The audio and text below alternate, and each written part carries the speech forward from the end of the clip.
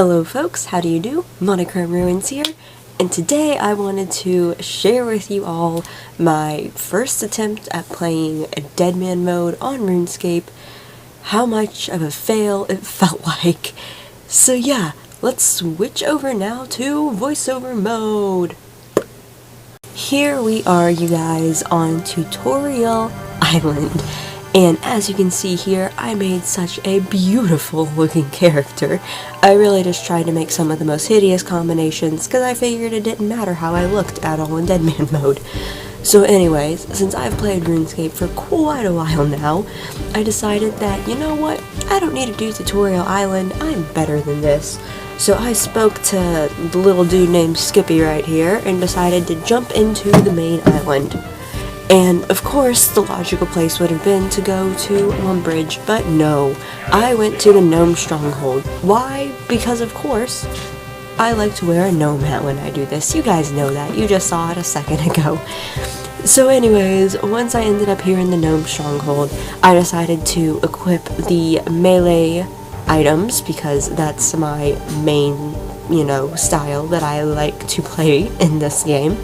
And then I ran up to the bank to deposit everything else except for the 2 pieces of food that you receive upon the completion of Tutorial Island and the fishing net, because I figured if I'm going to be fighting stuff, probably going to need to get some food somewhere along.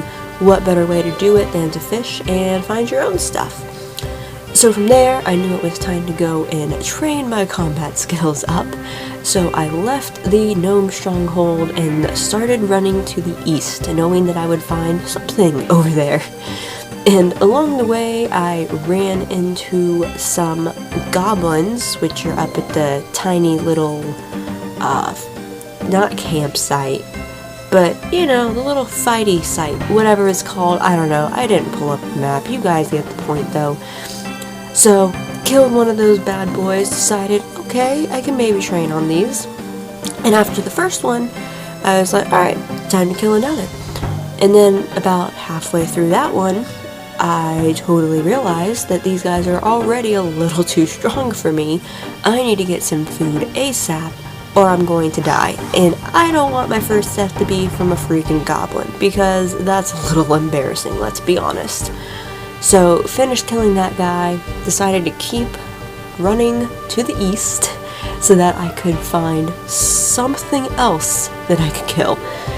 And thankfully, which I totally forgot about, right outside not the fishing guild, but the area where you can do that one fishing quest, whatever that tiny little place is called, there were some chickens. So, I went ahead and probably for a good 20 minutes maybe, 15-20 minutes, was training on chickens. And at first all I was picking up was the meat and the bones, because I figured obviously I could cook the meat and have that for food, and it doesn't hurt to work on the prayer skill, even though I'm not super worried about training prayer at this point. But anyways, I quickly realized I should probably be picking up the feathers as well, because I could sell those and make some money to later on be able to buy better weapons. Which, if I didn't already state, I have decided mostly to focus on my attack skill. Because of course, as I also forgot, there is no sort of balanced option in the combat mode here, so you have to train defense, attack, and strength separately. And I figured defense, all it does is give you better armor to wear, but what good is that if you can't have a stronger hit point value? So I figured not going to worry about defense right now. Strength, I mean, it's helpful, but doing that by itself isn't really useful. So then I decided to focus instead on my attack skill. So that was what I focused on the whole time, got that up to a decent level, around 9 or 10. And then I ran up here to Sears Village in this cute little random house, which had a oven, or a stove, whatever they call it in this game, and decided to cook up the chickens so I could get some nice food going to obviously revitalize myself as I fight again later. And of course it sucked because a lot of chickens got burned in the process, and every time it told me that I leveled up, it made me re-click that I wanted to cook, so that was a pain. But you guys, here was the saddest moment of the game for me thus far. I'm sitting there minding my own business when these two guys walk in, and 2 hits, you guys, 2 hits, and I was dead. Dead! Oh my gosh. I was so sad. I spent so long just staring at this little screen telling you everything that you lost and what happened at this point. And I was just in disbelief that I had already died. Just like, how is this reality? I'm a level 3 with nothing that you want. But anyways, after that happened, I decided to run up to the bank in disbelief. And yes, you really do lose everything upon death. And then I looked at my skills. I don't really think I lost a whole lot of points from those. Maybe a few, but not enough to honestly make a difference at this point in the game. So once I realized that I had nothing to protect myself with, I ran over to the little tutors here in Lumbridge, which I thought they were in the place that they are in RS3. Took me a second to find them, but I got my free sword and shield, so we are back at it again.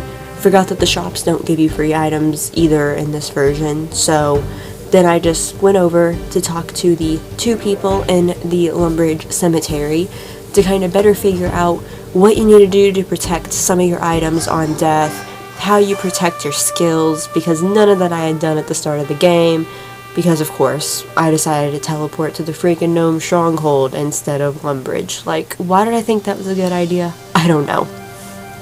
But in terms of combat skills, you can have 2 protected, so I went ahead and protected my attack and my hit points. I was going to protect prayer as well, but unfortunately that is a combat skill and not a non-combat.